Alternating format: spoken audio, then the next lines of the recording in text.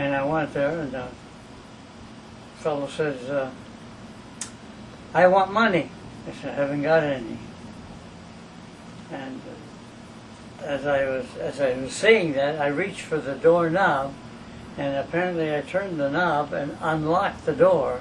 And he had his hand on the doorknob on the outside, pulled the door open, and swung from the heels and hit me on the forehead and on the cheekbone, and kind of messed my face up a little bit. Thought he might improve it, but he didn't.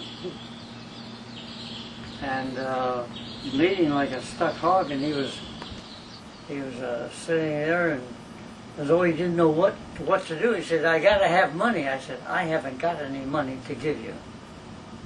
All you got to do is look at the place that we're living. Did we look like people that got a lot of money?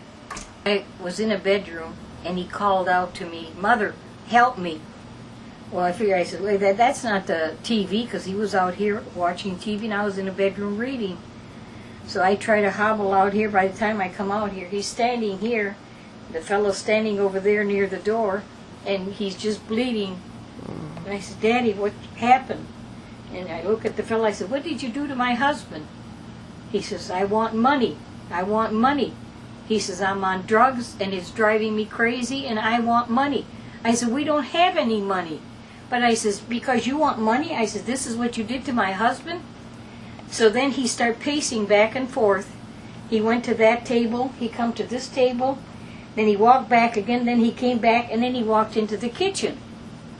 Well, then one of our members from church came over, and he noticed one of the cupboard doors open.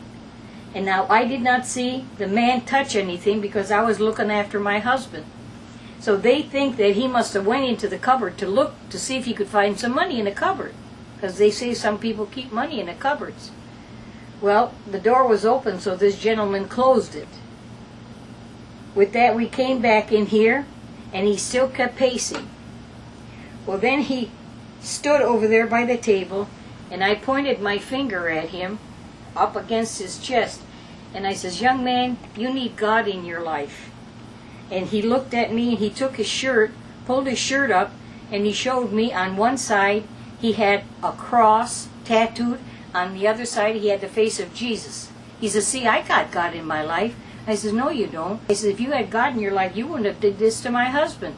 I said, look how he's bleeding. And I said, I can't stop the bleeding. What am I supposed to do? He said, well, I can't help it because I need money. I says, why do you need money? He says, I'm on drugs and it's driving me crazy and I need money to get home. I said, well, do you live here? He says, yes, I live here. He says, I have to get home to Destin and I don't have any money. I said, well, we don't have it. Like my husband said, I said, do we look like we have a lot of money? I said, we don't have any to give you. But all through it, he was very calm. Never had loud or boisterous in any way. He wasn't agitated. He just kept saying he needs money. So I says, well, what are we going to do? And I asked him then, I says, please, go and leave us alone. I says, you hurt my husband, and there's nothing I can do. I says, just go. I opened the door, and he didn't want to go out the door. Well, finally, he took one step down, and he stood in the doorway on the outside, and he still didn't want to leave. I says, now, please go. So I just closed the door. I have him sit down and tell him exactly how I believe and what I believe in, and what God can do if he changes his life, his attitude, because the world don't owe us a living. We ourselves have to work for it. Make a man or a woman of ourselves. Learn to work for a living. It's not just handed to you on a silver platter. There needs to be a form of rehabilitation. Yeah. He needs a lot of help is all I can say. Well, just because you have a tattoo, that don't mean you have God in your life. And you know, there's certain rules you abide by. You just don't take it lightly. If you have one another, you have a lot. You have a loving family, you have a lot. We have a lot to be thankful for. None of us are perfect. We all have faults, but you can make it. But you gotta want to make it. And the sincerity of people here is very touching. And last night was a great example of that. Everybody apologizing for what happened to my father, when he doesn't mean anything to them. It's just a case file.